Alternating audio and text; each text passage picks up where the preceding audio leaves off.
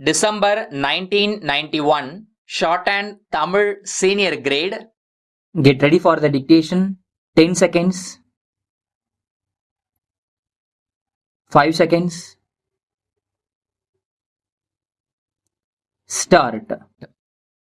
மாண்புமிகு பேரவை தலைவர் அவர்களே, தமிழ்நாடு சட்டப் பேரவையில் நான் 5வது தடவையாக நிதிநிலை அறிக்கையை கொண்டு வந்து அதன் மீதான விவாதங்களிலும் மானிய கோரிக்கைகள் மீதான விவாதங்களிலும் உறுப்பினர்கள் கலந்து கொண்டு தங்களுடைய அரிய கருத்துக்களை தெரிவித்தார்கள்.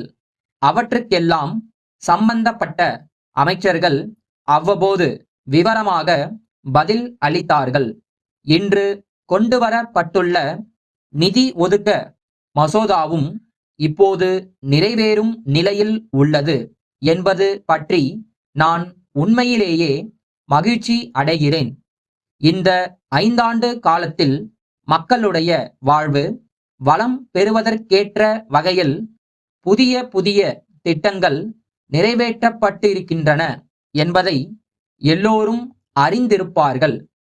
திட்டங்களை நிறைவேற்றும் போது அவற்றுக்கு வேண்டிய நிதி வசதிகளை திரட்டுவதற்கு ஓரளவு வரி விதிக்க வேண்டியது அவசியமாகும்.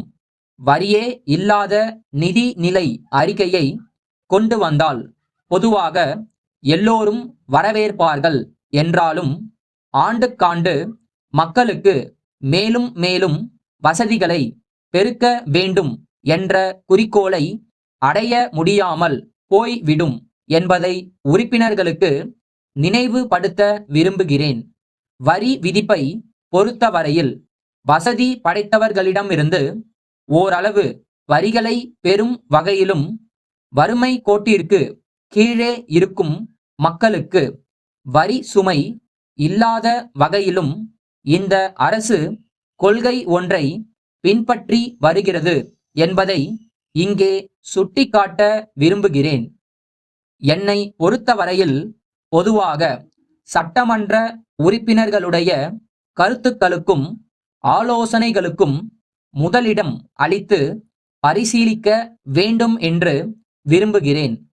குறிப்பாக எதிர்க்கட்சி உறுப்பினர்களுடைய கருத்துக்களை பெரிதும் மதிக்க வேண்டும் என்ற வகையில் நான் செயல்பட்டு வருகிறேன்.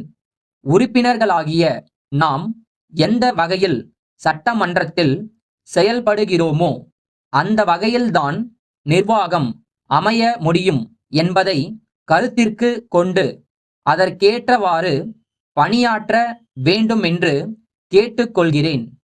தமிழகத்தின் முன்னேற்றத்தை பொறுத்தும் மக்களுடைய வாழ்வு வளம் பெற வேண்டும் என்பதை பொறுத்தும் கட்சி வேறுபாடின்றி நாம் அனைவரும் செயல்பட வேண்டியது மிகவும் அவசியமாகும். இங்கு சென்ற 1 மாத காலமாக பல்வேறு மானிய கோரிக்கைகள் விவாதிக்கப்பட்டிருக்கின்றன. அவற்றுக்கான கொள்கை விளக்க குறிப்புகளும் உறுப்பினர்களுக்கு வழங்கப்பட்டுள்ளன. ஒவ்வொரு மானிய கோரிக்கையிலும் மக்களுக்கு பயன்படும் நல்ல பல திட்டங்கள் இடம்பெற்றுள்ளதை உறுப்பினர்கள் கவனித்திருக்கலாம்.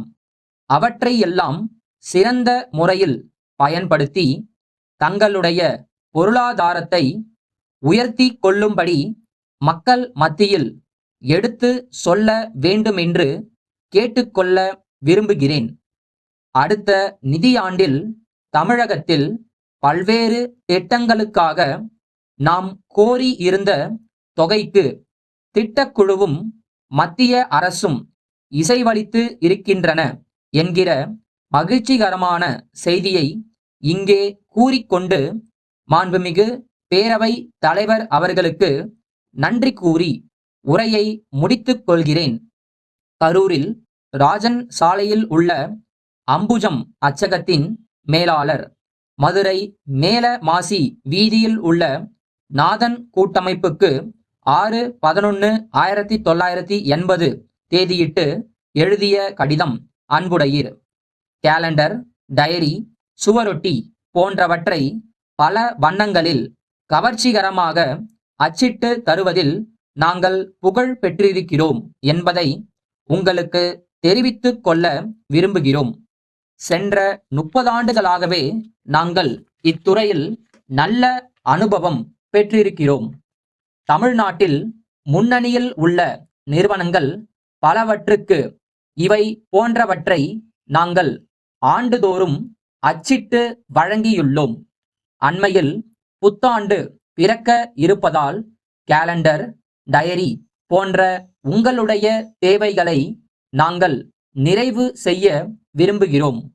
டயரியை பொறுத்தவரையில் வணிகர் பெருமக்கள், அரசு அதிகாரிகள் முதலியவர்களுக்கு முக்கியமாக தேவைப்படும் விவரங்கள் எல்லாம் அதில் இடம்பெற செய்திருக்கிறோம். எங்களுடைய முகவர் அடுத்த வாரம் உங்களை நேரில் சந்தித்து விளக்கங்களை தருவதுடன் கேலண்டர், டயரி முதலியவற்றின் மாதிரிகளையும் காண்பிக்க கூடும்.